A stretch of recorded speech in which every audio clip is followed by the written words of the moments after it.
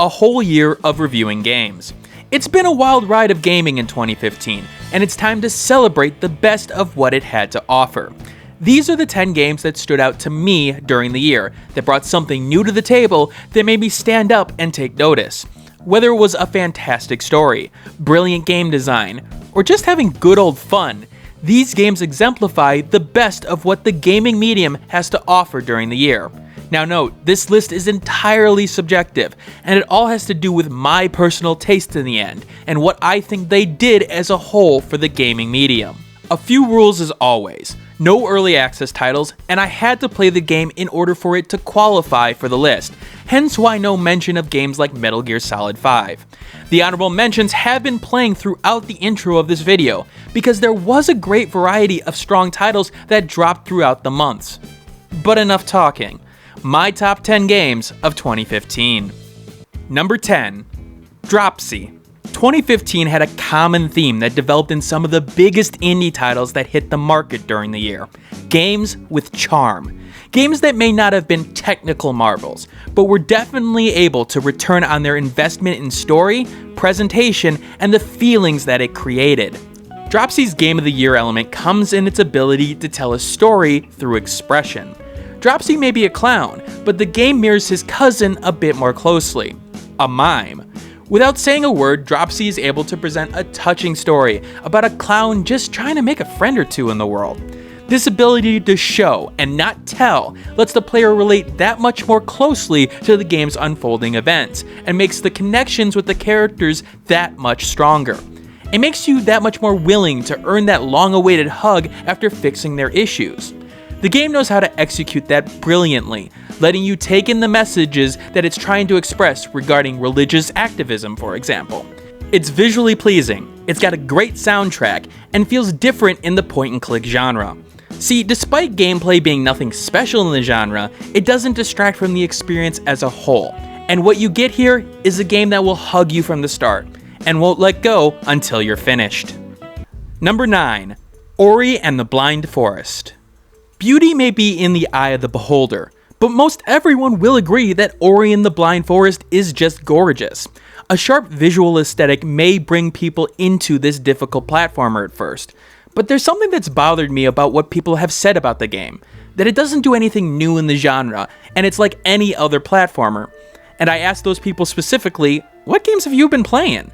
Because Ori did stand out in the platformer genre in a couple of ways, and shows that beauty can be more than skin deep. The checkpoint system feels like a nice twist on the difficult platformer, as its situational use can help ease the fact that the game can be rather difficult at times. However, it never felt overly punishing, despite a couple of those around me saying otherwise.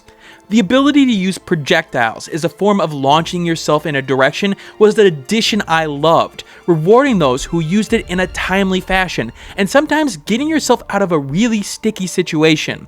While the combat isn't anything to write home about, it provides a nice complement to exploring Ori's rich landscape, and the great set pieces that the game plays out with. In terms of one moment during this year that sticks out to me, a certain section where you must traverse the environment while running from the ever-rising tide of water stood out. It created an experience that I won't forget for a while.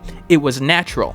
It occurred within the context of gameplay, and was complemented with a cutscene that paid off in visuals and story execution. You want to know how to do set pieces right, Capcom? This is how you do it. Ori and the Blind Forest will frustrate some with its precision gameplay and seemingly punishing difficulty at times, so those expecting a walk in the park need to look elsewhere. But Ori stood out as the platformer of the year for me, and considering the number of platformers I played this year alone, that should say something. The definitive edition with more content is around the corner, and I look forward to revisiting the world that Moon Studios has created. Number 8. Just Cause 3. The game that I was most hyped about going into 2015, and it delivered for me in what I wanted. More of the same, but with more options and improvements to cause even more mass destruction. And while yes, many people had performance issues left and right with the game, I was one of the lucky few that apparently escaped that. And while the game did have flaws and some questionable design decisions and some wanky driving controls, it still delivered an experience that let you think of creative ways to keep the high-octane action going.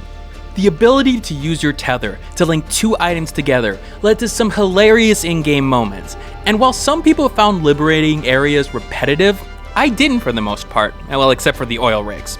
It came down to playstyle for me. When Just Cause 3 was at its best, it was when you had to improvise or decided to mess around for the sake of messing around. The sheer chaos when having to deal with missile strikes, tanks, and helicopters not only kept the action and adrenaline going, but it created moments that I couldn't even try to replicate no matter how hard I tried. The core gunplay and explosives created the tools you needed, and there's not a game in recent history that made me laugh with its glitches and weird physics moments without taking me completely out of the experience. Its flaws do show over time, and during my reviewing of this list, it slid down it because they stood out. But the highs most certainly outweighed the lows in the end, and in the end, it was the destruction that I wanted. Number 7.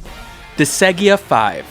One of the downfalls of doing game reviews for a living is that at some point, you have to move on from a game that you may be covering. You've gotten the feeling of what the game has to offer, and while you'd love to play more, you need to give other games a chance and provide more content to your viewership. Disgaea 5 is one of those games, a complex and deep tactical RPG that gives you option upon option upon option to customize your gameplay and your experience. What's sad here is that I haven't played any of the Disgaea games up to this point, and that was a bit of a mistake on my part. Now look, the story isn't going to win any awards, and the voice acting can be rough for some characters, but I enjoyed the goofy cutscenes and characters even if others thought that it was a little bit overdone. Regardless, Disgaea 5 focuses on tactical combat and setting up your squad more than any tactical RPG this year by far, and that's because it just has more of everything, and surprisingly, it never feels like too much while doing it.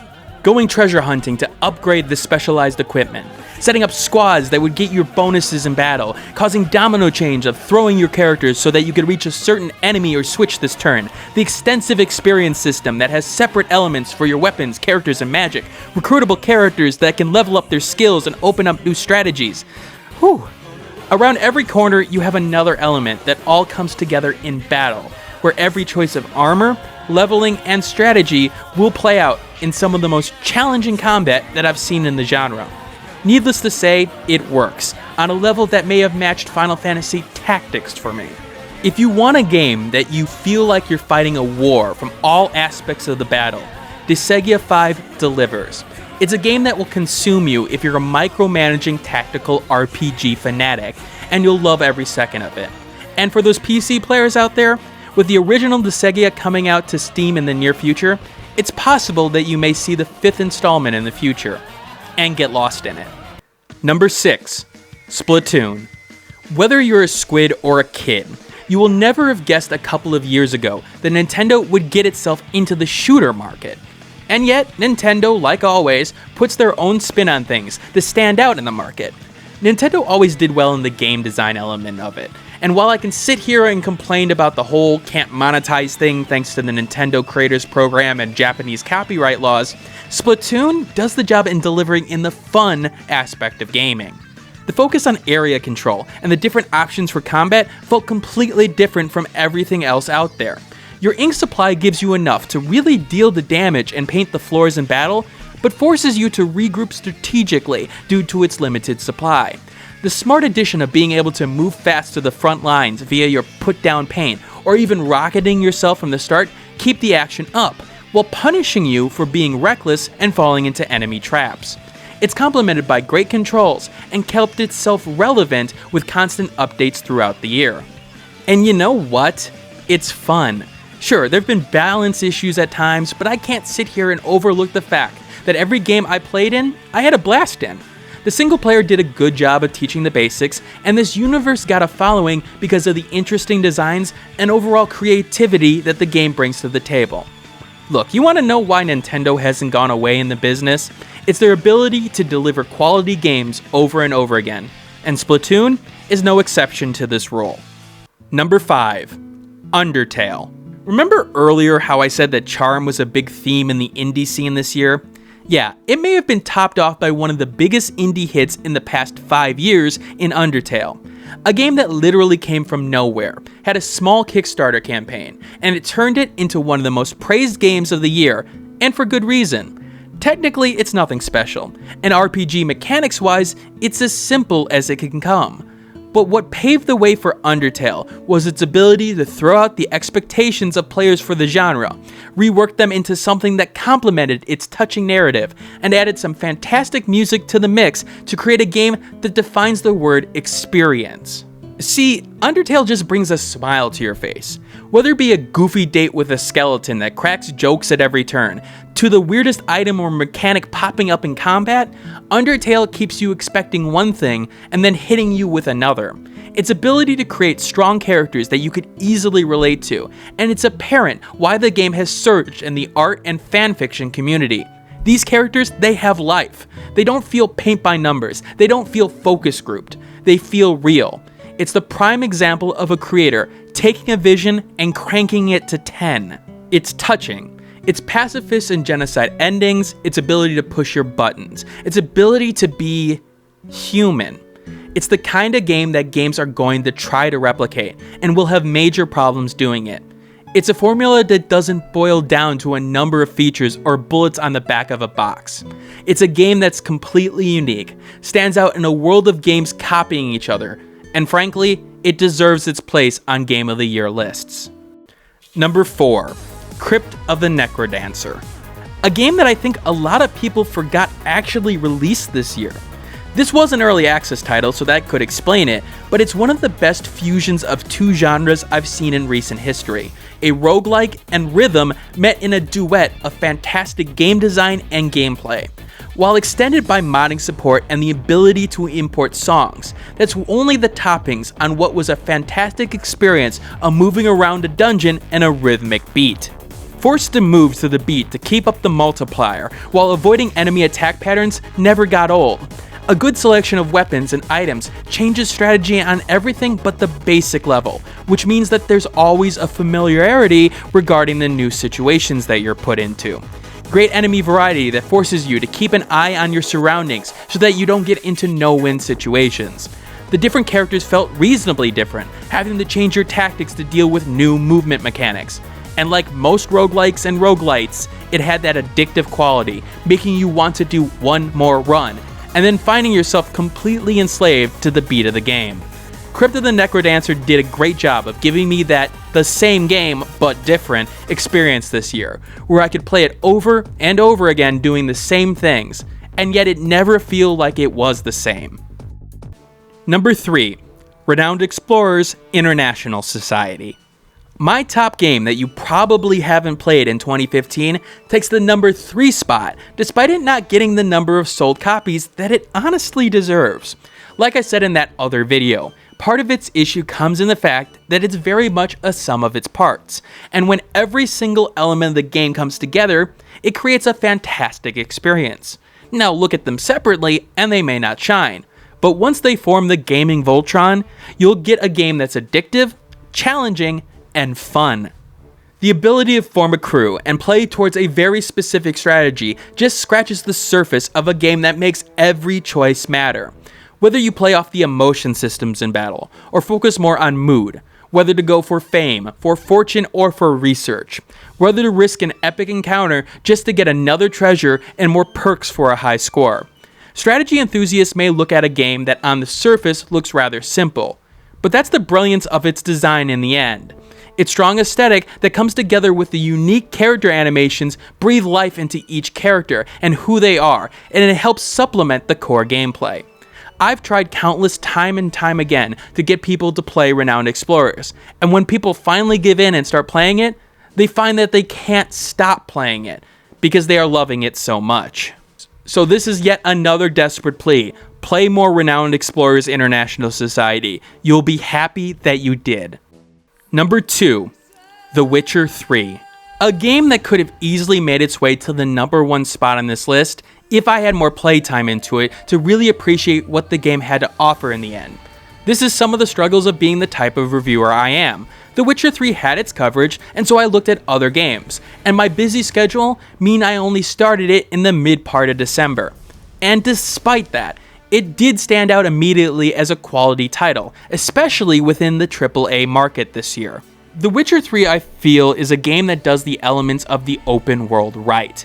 Now, you want to sell me on the world and the immersive nature of the world? Take a look at how The Witcher 3 did that. Unlike a certain other open world RPG that I know, when I did a side quest in The Witcher 3, it felt like it meant something. These characters, the voice acting, and the fantastic writing created the sense of world building that many games completely miss the mark on. It gave me reasons to really consider going back and playing the older games, because I really wanted to know more about this world and its lore. And while I know that many of my review responsibilities will probably stop me from doing that, it says something about the level of great storytelling that the game has going for it. The combat system did take me a bit of time to get used to, but once I got an understanding of what it was going for, it felt completely different from a lot of games out there. Preparation for a battle and an upcoming foe not only became more important, it became vital on higher difficulties, which may at first seem like something that would keep the action of the game down. But on the contrary, it made every action that you do that much more important. But the in-game combat became strategic. Backing off and defending actually meant something, and using a well-timed sign could easily turn the tide of combat in your favor. Now, it kicked my ass all over the place, and I had no problem with that. It was always my fault. It was always because I rushed into battle, and never did I feel hamstrung by the game with a cheap death. Even with my limited playtime, it became apparent to me why The Witcher 3 was a Game of the Year candidate. Almost every element within it was well polished. Now look, it had its flaws, things that annoyed me, but honestly, they pale in comparison to the game as a whole. Of the AAA titles this year, The Witcher 3 stood above the rest. Number 1. Rocket League. In all the games that I played this year, there's one that I can point to and say, that's how you do it. That's how you make a game that not only will be successful, but it's the pinnacle of game design. See, Psyonix understood something that not a lot of developers realize nowadays, in particular with some of the bigger indie titles out there.